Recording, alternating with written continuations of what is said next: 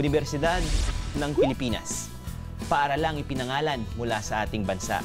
Isa sa mga nagsisimbolo ng ating pagiging malaya. Ano nga ba ang mga kwento sa likod ng mga gusaling ito? Tara na at samahan ninyo akong alamin ang mga kwentong kanto ng University of the Philippines.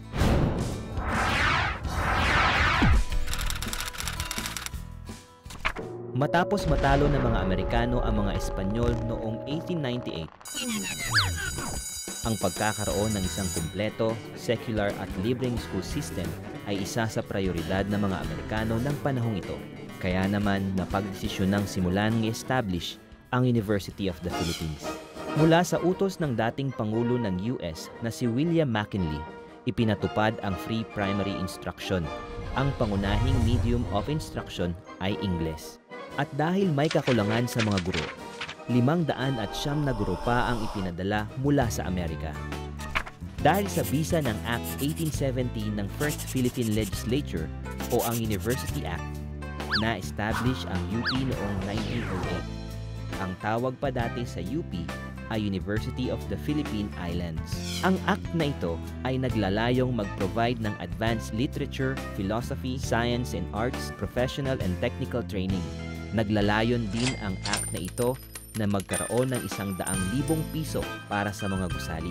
Naunang itinatag ang Philippine Medical School noong 1905. Nang tumagal ito ay naging College of Medicine and Surgery. Naging operational naman ito noong 1907. Isang taon bago magsimula ang iba pang UP system. Mula noong 1909 hanggang 1911, itinatag ang mga sumusunod na kolehiyo. Ang Kolehiyo ng Agrikultura noong March 6, 1909, College of Philosophy, Science and Letters, at College of Engineering naman noong 1910. At simula noong 1911, sunod-sunod na ang pagiging progresibo ng universidad hanggang sa nakapagpatayo ng bagong gusali noong 1939. At nang masakop ng mga Hapon ng Pilipinas noong World War II, ay kinailangang isara ang mga kolehiyo ng UP. Tanging ang College of Medicine, Engineering at Pharmacy ang naging operational. Matapos ang World War noong 1946, humingi ng 13 million pesos grant ang UP President na si Bienvenido Maria Gonzales sa US-Philippine War Damage Commission. Ginamit ang perang ito sa pagre-rehabilitate ng mga gusali sa UP. Maraming gusali pa ang naipatayo tulad ng University Hall, College of Engineering, Women's Residence Hall at iba pa. Noong February 12, 1949, isang motorcade ang ginanap mula Padre Faura papuntang Diliman. Ito ang nagmarka sa paglipat ng UP mula sa orihinal nitong lokasyon sa Maynila papuntang Diliman. Ang universidad ay naging alma mater ng 14 na presidente, 32 national artist at 30 national scientist.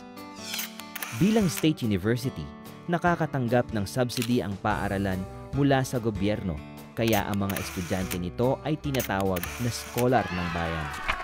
Ipinopromote ng universidad ang malayang pag-iisip ng mga estudyante, kaya naman noong 60s and 70s, sumali ang mga UP students sa Diliman Commune at First Quarter Storm na nagbigay boses sa galit ng bayan laban sa korupsyon ng gobyerno.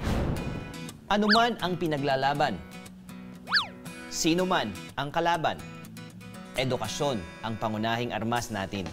Yan ang ibinibigay ng Universidad ng Pilipinas sa mga scholar ng bayan.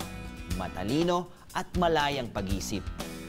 Ako si Kuya F at ito ang Kwentong Kanto.